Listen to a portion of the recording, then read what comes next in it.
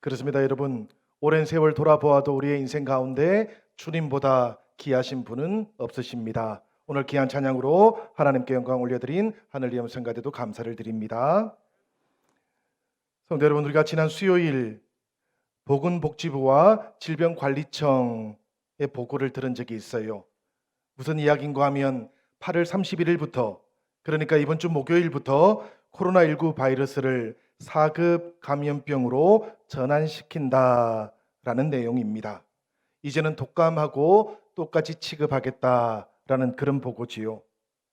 병원급 의료시설이라든지 입소형 우리 치약시설들, 이런 곳에서는 마스크 착용이 계속해서 유지되기는 하지만 외출이나 외박 그리고 외부 프로그램들, 이런 것들은 접종력하고 상관없이 허용이 된다라는 그런 뜻이기도 합니다. 그리고 원스톱 진료기관들 대신에 모든 의료기관들이 코로나19 외래 환자들 진료할 수 있도록 한다라는 그런 뜻이에요. 지금까지도 그러해 왔지만 이제부터는 일상 속에서의 자기 관리가 더욱더 중요해지게 되었습니다. 새 힘을 주시는 성령님의 은혜와 인도하심이 사랑하는 성도들 모두와 함께하기를 기원드립니다. 우리들이 교회사 자료를 보면 초대교회 성도들은 마지막 때에 대한 기대와 또 열정과 결단을 마음에 품고 있었어요. 그런데 313년에 콘스탄티누스 대제가 기독교를 국교로 인정해버리고 나니까 이 마지막 때에 대한 기대를 성도들이 더 이상 하지 않게 되었습니다. 왜 그런가 하면 핍박을 받았고 고난을 받았던 성도들에게는 기독교가 로마의 국교로 인정받는 것이 마지막 때가 임하는 것처럼 그렇게 느껴졌기 때문이에요. 사실은 그때부터 어두운 시대가 시작이 되었지요. 우리가 역사를 통해 보면 바로 그때부터 중세가 시작된 것입니다. 성 어거스틴이 하나님의 도성이라는 책을 썼던 이유도 바로 여기에 있어요. 22권이나 되는 이 하나님의 도성, 이 책의 핵심적인 내용을 하나 살펴보면 그것은 바로 로마는 하나님의 도성이 아니라는 것입니다. 마지막 때가 아직 오지 않았다라는 것, 이것을 가르쳐 주기 위해서 이 책을 기록했던 것이지요. 얼핏 마지막 때에 관심을 보이면 현실을 도피해버리는 사람처럼 그렇게 보이기도 합니다. 특별히 우리나라에서는 더욱더 그러하지요. 그러나 진실은 그렇지 않습니다. 마지막 때를 목표로 세운 사람만이 자신을 세상에 투신할 줄 알기 때문이에요. 그리고 역사 속에 또렷한 흔적을 남기기 때문입니다. 반대로 마지막 때를 생각하지 않는 사람들, 땅을 목표로 살아가는 사람들은 이 땅 위에 아무것도 사실은 남겨놓지 않습니다. 오늘 우리가 봉독했던 말씀도 보면 예수님께서 이 마지막 때와 관련해서 깨어 있어야 할 사람들, 정신 차려야 되는 사람들에게 주님의 말씀을 주고 계시지요. 예수님께서 이 말씀을 하고 있을 때 어떤 제자 하나가 예루살렘 성전을 보고는 이 돌들이 어떠하며 이 건물들이 어떠하니까 이렇게 감탄을 했다 합니다. 그러자 예수님께서 무엇이라고 대답을 해주십니까? 2절의 말씀인데요, 우리 같이 한번 읽어보도록 하겠습니다. 다 같이 읽겠습니다. 내가 이 큰 건물들을 보느냐? 돌 하나도 돌 위에 남지 않고 다 무너뜨려지리라. 이 말씀을 읽다 보면 저는 늘 미국 LA에 있었던 수정교회가 생각이 나요. 이 교회를 방문하면 안내자는 이 교회에 몇 개의 크리스탈 유리가 채워져 있는지, 그리고 벽면은 어떻게 열리고 닫히는지, 부활절 뮤지컬을 보기 위해서는 어떻게 준비들을 해야 되는지를 안내해 주었다 그럽니다. 이곳을 방문했던 사람들은 이 안내자의 이야기를 대단히 진지하게 들었던 것이지요. 그렇지만 지금 생각해 보면 그때 이 교회가 성령님의 역사하심에 관심을 두었더라면 어떻게 되었을까? 어떤 사람들이 이 교회에 와서 변화받았는지를 알려주었더라면, 그랬더라면 이 교회는 어떻게 되었을까 그런 궁금증이 생겨요. 최소한 건물만 남는 교회는 되지 않았을 것이기 때문입니다. 외형적인 화려함을 자랑하는 동안에 이 수정교회는 내적인 영성을 다 잃어버리고 말았던 것이지요. 예루살렘 성전이나 이 수정교회처럼 큰 교회 이야기만 드리는 것은 아닙니다. 때때로 쇠퇴하고 있는 평범한 교회들도 사실은 마찬가지이기 때문입니다. 화려한 외형은 없다고 할지라도 내적인 영성을 잃어버렸기는 똑같기 때문이지요. 코로나 3년 6개월을 지나온 지금 우리 주변에 있는 교회들, 평범해 보이는 교회들도 변화하든지 혹은 쇠퇴하든지 둘 중 하나를 선택해야만 하는 그런 기로 위에 서 있습니다. 3년 6개월을 지나왔으니까 익숙하기는 해요. 그렇지만 다시 생각해 보면 치명적인 모습들도 있습니다. 위기들이 곳곳에 놓여져 있고 일상으로 받아들이고 있기는 하지만 그대로 두면 쇠퇴하고 죽는 길을 만날 수밖에 없는 그런 길들이 너무나 많이 놓여져 있는 것이지요. 그런데도 불구하고 많은 교회들은 그리고 성도들은 변화 대신에 지금 걸어왔던 그 길을 계속해서 걸어가려고 합니다. 깨어 있어야 할 때 깨어 있지 못하고 죽음을 향해서 나아가고자 한다는 것이지요. 2005년 5월 달에 비즈니스 잡지로 유명한 패스트 컴퍼니라는 잡지가 있었어요. 이 잡지에 앨런 도이치먼이라는 사람이 Change or Die라는 글을 실었습니다. 이 기사의 도입부 그리고 결론 부분을 보면 사람들의 흥미를 끌만해요. 그 내용이 무슨 내용인가 하면 사람들은 큰 변화가 필요할 때, 그러니까 삶과 죽음의 선택들 앞에서는 대부분 다 삶 대신에 죽음을 선택한다라고 말하고 있기 때문입니다. 대단히 충격적인 이야기지요, 여러분. 그렇지만 현실을 살펴보면 정말로 너무 많은 사람들은 이런 길을 선택했고 결과적으로 죽음을 맞이하게 됩니다. 이 도이치먼이 예로 들었던 내용 중에 이런 내용이 하나 있어요. 해마다 심장 우회 수술을 받는 환자들이 1,500만 명 이상이 된다고 합니다. 이분들은 식습관을 바꾸거나 운동 습관을 바꾸기만 해도 건강을 회복할 수 있다 그래요. 그렇지만 90%가 넘는 사람들, 이 사람들은 변화를 위한 노력을 실천하는 대신에 그대로 살아왔던 모습을 유지하고자 한다는 것입니다. 결과적으로 죽음을 선택해버린 것이지요. 그들의 주변에 늘 생명의 길이 놓여져 있습니다. 그 길을 걸어갈 수 있는 자원도 있어요.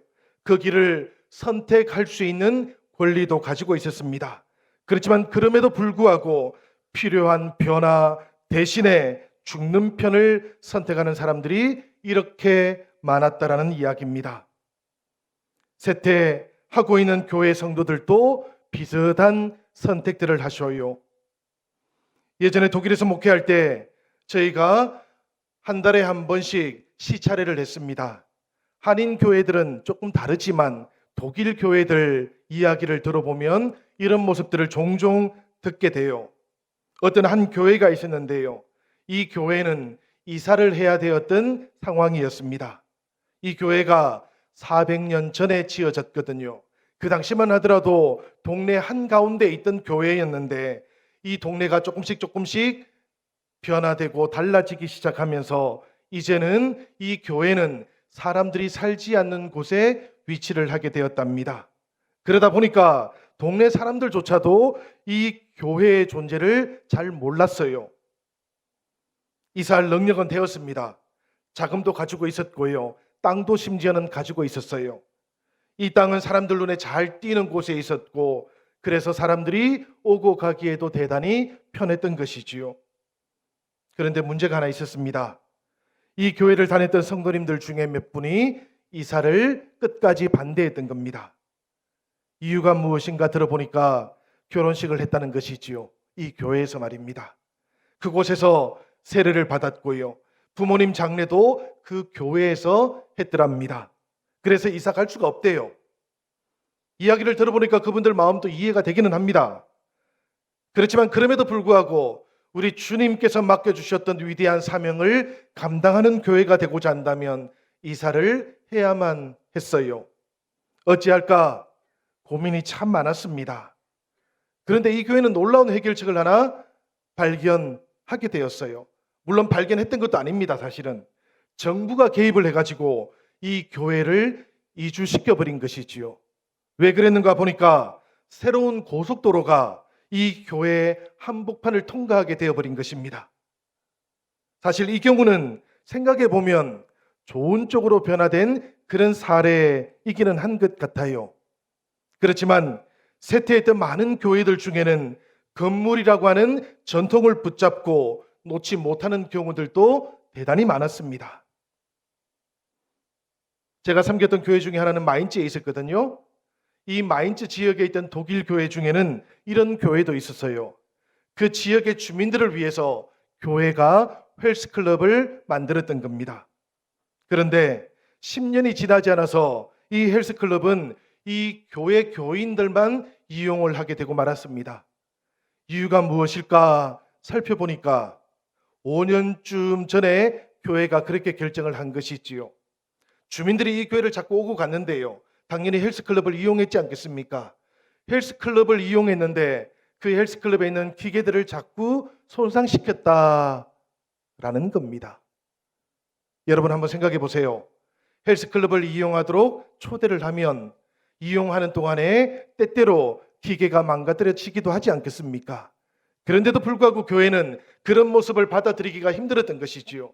우리가 헌금했고 우리가 구입했고 우리가 세워놓았는데 망가뜨리기는 지역의 주민들이 망가뜨리는구나. 이렇게 마음이 들어버리니까 출입을 금지시켜버리고 말았던 것이지요.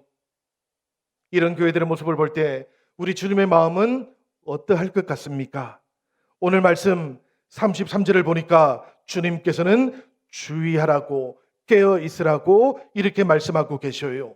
정신을 바짝 차려야 된다라고 말씀하고 계시는 것이지요.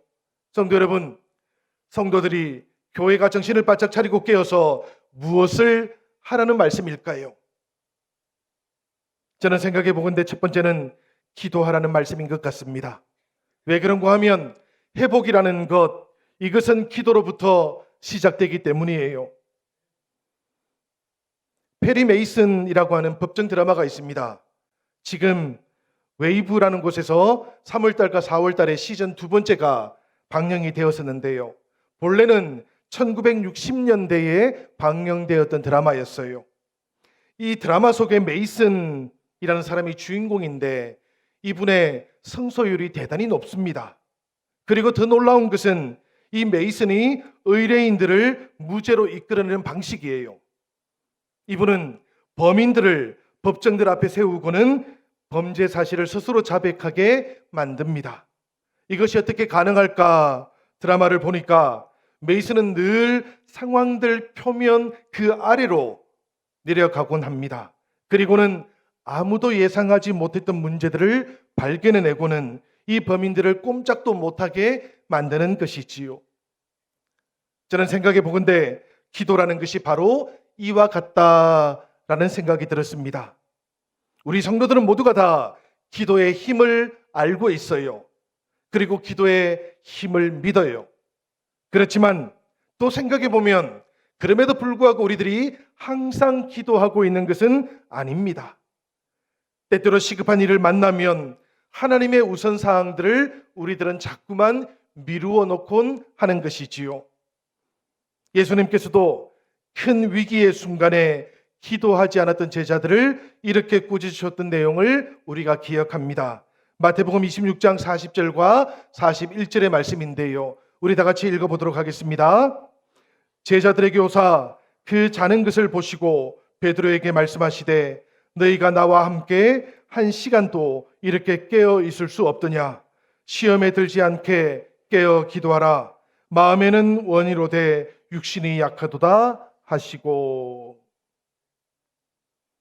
우리가 쇠퇴했던 교회들 뿐만 아니라 쇠퇴하다가 회복되어진 교회들을 살펴보면 모두가 다 이 상황들 그 아래에 기도가 역사하고 있다는 것도 발견하게 돼요. 그리고 그 교회에는 반드시 기도의 용사들이 있었다는 것도 발견을 하게 됩니다. 성도 여러분, 제가 기도의 용사들이라고 말씀드리고 있는 것을 기억해 주시기를 부탁합니다. 이분들은 기도의 힘을 믿기만 하는 사람들이 아니에요. 자신들이 스스로 기도했던 사람들입니다. 그리고 기도할 뿐만 아니라 함께 기도할 사람들을 찾고는 함께 기도했던 사람들이기도 했던 것이지요. 여러분, 기도라는 것, 이것은 하나님께서 교회를 살리시는 방법입니다. 이 기도라는 것은 하나님께서 교회를 회복시키시는 데 사용하시는 방법이에요. 하나님께서는 이 기도의 용사들이 드리는 기도에 응답하시는 분이시라는 것을 기억하시기 바랍니다. 소돔과 고모라, 그 땅에 심판이 임하게 되었을 때 아브라함은 하나님께 이렇게 말하지 않았습니까? 의인과 악인을 함께 멸하는 것이 옳은 것입니까? 하나님께서는 당연히 옳지 않다고 말씀하셨어요. 용서하시겠다고 말씀해 주셨던 것입니다. 의인 50명이 있으면 용서해 줄 것이고, 의인 45명이 있으면, 40명이 있으면, 30명이 있고 20명이 있어도, 그리고 10명이 있다고 할지라도 용서해 주시겠다라고 이렇게 말씀을 해 주셨던 것입니다. 하나님께서는 이렇게 기도하는 의인들을 찾고 계시는 것이지요. 기도하는 이 의인들을 통해서 가정을 새롭게 세우기 원하시기 때문이고, 구역을 새롭게 회복시키기 원하시기 때문입니다. 그리고 교회와 지역이 아름답게 소통하도록 만들어 가기를 원하시기 때문이에요. 저는 우리 영신교회 안에 이 기도의 용사들이 있음을 참으로 감사하고 있습니다. 새벽에도 저녁에도 늘 함께 기도하면서 주의 뜻이 이 교회를 통해서 나타나기를 기도하시는 그 기도의 용사들을 볼 때마다 제 마음도 먼저 감격을 받습니다. 사랑하는 성도 여러분, 우리가 드리고 있는 매일매일의 기도들을 돌아보시기를 바라요. 영신교회 사랑하는 우리 믿음의 어버이들이 늘 그렇게 기도하며 이 교회를 지켜오고 하나님의 선교를 지켜왔던 것처럼 이제는 장년들이 지켜와야 될 것이고, 또 앞으로는 청년들과 자녀들도 이 교회를 기도하면서 지켜가야 될 줄로 믿습니다. 사랑하는 성도 여러분, 오늘 주님께서 우리에게 주의하라고 깨어 있으라고 말씀하시는 그 뜻 가운데에는 우리들의 기도가 깨어나기를 바라는 주님의 마음이 들어있다는 것을 기억하시기 바랍니다. 두 번째로 깨어 있으라고 말씀하실 때 이 말씀은 우리들 각자가 영적으로 민감하게 하나님을 체험하라는 그런 말씀이기도 합니다. 추상적으로 하나님을 만날 수는 없어요, 여러분. 추상적으로 하나님을 만나면 감격을 느낄 수가 없는 겁니다. 지난 목요일 새벽 우리 교회는 사도행전 9장에 나오는 아나니아에 대한 말씀을 함께 묵상을 했었어요. 아나니아처럼 우리를 사용해 주십시오라고 그렇게 기도하고 있었는데요. 하나님께서는 자꾸만 사울과 만나는 아나니아의 모습을 보여주시는 것입니다. 처음에는 사울이 두렵고 떨렸어요. 그렇지만 주님의 음성을 듣고 난 다음에 이 아나니아는 달려가서 사울을 안수해 줍니다. 사울의 눈에서 비늘 같은 것이 떨어지는 것도 보게 되었어요. 너로 다시 보게 하시고 성령으로 충만하게 하신다라는 주님의 말씀을 전하면서 세례를 베풀어 주는 모습을 자꾸만 보여주시는데, 이 세례를 베풀고 있던 아나니아의 마음이 자꾸만 느껴지는 겁니다. 너무나 감격스러웠어요. 사울이 다소곳하게 이 아나니아에게 세례를 받고 있었는데요. 그때 이 아나니아도 감격을 느끼고 있었던 것입니다. 두렵고 떨리던 마음, 주님의 손을 붙잡고 말씀을 붙잡고 하나님의 뜻을 붙잡고 그렇게 세례를 베푸는 그 자리에 성령님의 은혜와 능력도 임하고 있었던 것이지요. 이것을 체험했던 아나니아가 하나님을 바라보며 하나님의 뜻을 온전히 전하는 주의 제자로 살아갈 수 있었던 것을 기억해 볼 때, 오늘 우리들도 내 마음속에도 이런 감격이, 이런 주님과의 만남이 다시 세워지고 있는지 묻게 되었습니다. 한 주간을 살아오는 동안 저는 계속해서 이 아나니아의 감격을 생각하며 주님을 구체적으로 만날 수 있기를 기도해 왔어요. 사랑하는 성도 여러분, 우리들도 오늘은 하나님 앞에서 이 영적인 민감함이 깨어나는 날이 되기를 기도하십시다. 그렇게 성령 안에서 깨어나고 회복되어서 민감하게 하나님을 느끼시고 동행하는 영신의 모든 지체들이 되기를 기원합니다. 정신을 차리고 깨어있으라. 이 주님의 말씀은 또 하나 살펴볼 것이 있어요. 나 중심의 신앙에서 타인 중심의 신앙으로 달라지라는 말씀이기 때문입니다. 카셀에 있던 독일 교회가 있었어요. 이 교회가 교인 총회를 열었습니다.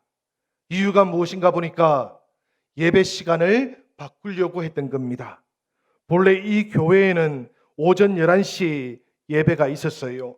아주 근엄했고 전통적인 예배 시간이었습니다. 그런데 청장년들이 현대적인 예배도 조금 드리고 싶어 했던 거예요. 그래서 오전 8시 30분에 모여가지고 예배를 시작했습니다. 사실 우리 한국교회 눈으로 보면 현대적이라고 할 것도 없어요. 어쿠스틱 기타를 한 대 들고 있었고요. 찬송가들 사이에는 CCM 찬양이 간혹가다 한 곡씩 들어있었습니다. 그리고 오르겔 대신에 키보드를 사용했을 뿐이에요. 그렇지만 그래도 이 새로운 예배 형식 때문에 이 교회는 놀랍게도 20년 만에 처음으로 성장을 경험했습니다. 이 교회 인원이 3,500명 정도 돼요. 등록 교인이 그렇습니다. 그런데 출석하는 교인들은 150명 정도밖에 되지를 않았습니다. 심지어는 그 전해에 30명 정도가 출석을 하지 않아서 120명 정도로 줄어들어 있었는데요. 이 새로운 예배가 다시 시작되면서 출석 교회 숫자들, 교인 숫자도 150명 정도로 다시 되돌아왔던 겁니다. 청장년들이 일부 예배 친구들을 자꾸 데려왔어요. 그러니까 와서 예배를 드리던 분들이 이 예배가 참 좋은데, 그런데 시간만 조금 늦추어주면 더 좋을 것 같아, 이런 이야기를 자꾸 했던 겁니다. 해법은 사실 간단하지요. 11시 예배하고 8시 30분 예배를 바꾸면 되는 것이었습니다. 그런데 11시 예배를 드리셨던 분들 생각은 좀 달랐어요. 이 시간은 절대로 바꿀 수 없다고 생각했던 겁니다.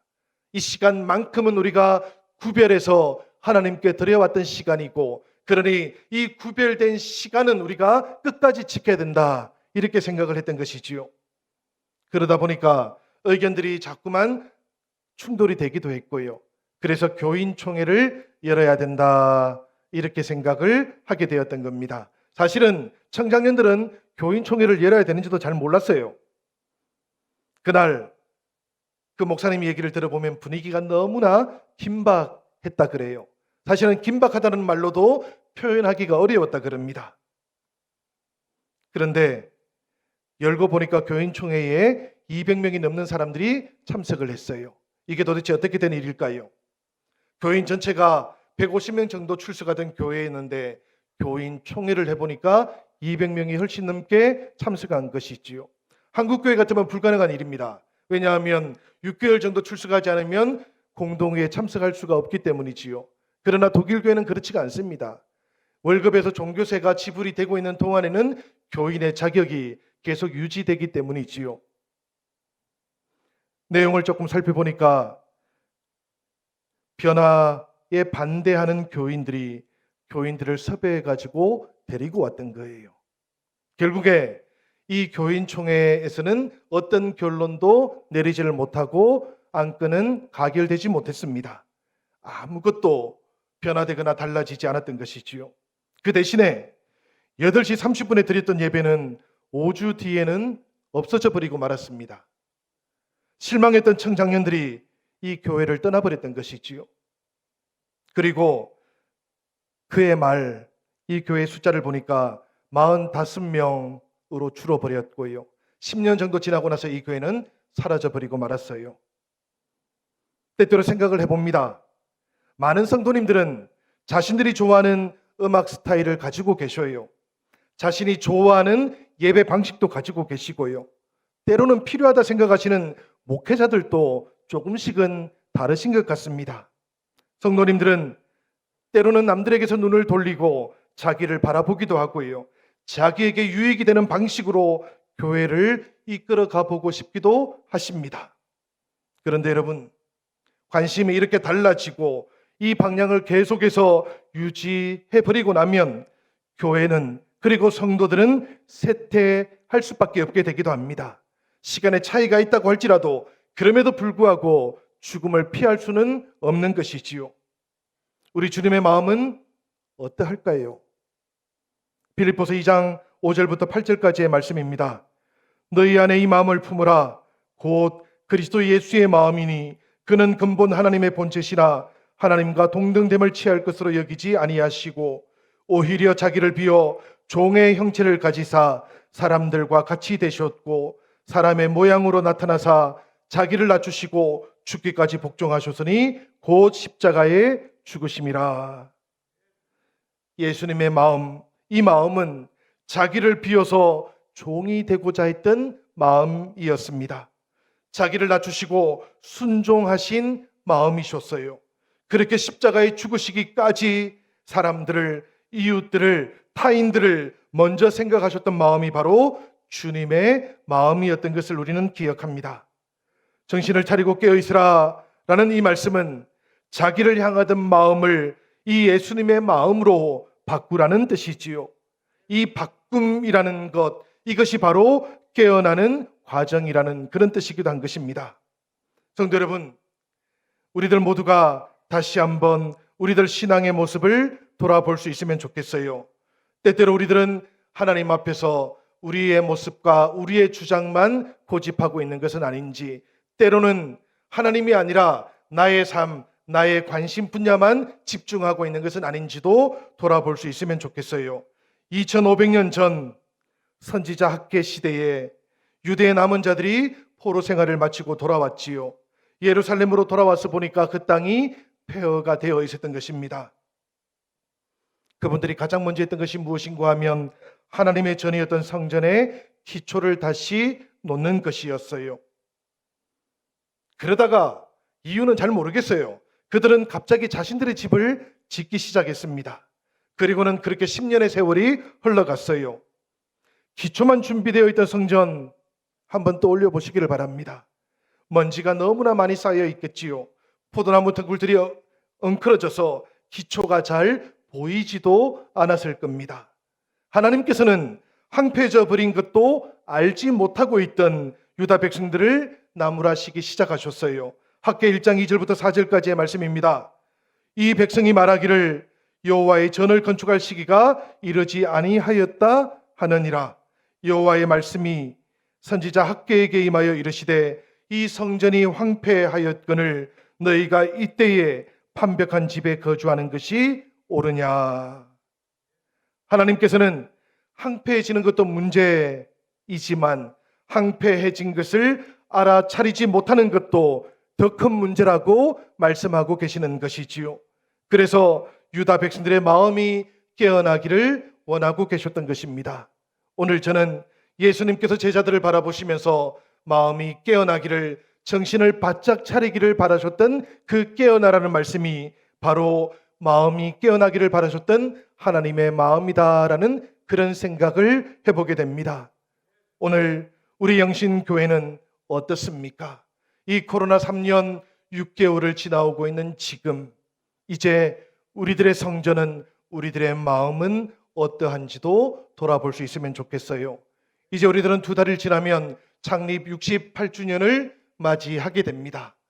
주님 앞에 믿음으로 세웠던 교회, 기도하면서 세웠던 이 교회의 모습이 참으로 하나님께서 기대하시고 바라시는 그 생명을 향해 가고 있는 길인지도 우리가 돌아보십시다. 그리고 하나님 앞에 우리들도 깨어서 기도하며, 하나님 여기 기도의 용사가 있습니다. 하나님 여기에 하나님을 향하여 민감하게 깨어 하나님의 뜻을 이루어 나가는 주님의 자녀들도 있습니다. 내 중심이 아니라 우리 주님을 중심으로 삼아 살아가는 주의 백성들이 여기에 있다고 그렇게 고백하며 살아가는 영신의 모든 지체들이 되기를 우리 주님의 이름으로 간절히 축원드립니다.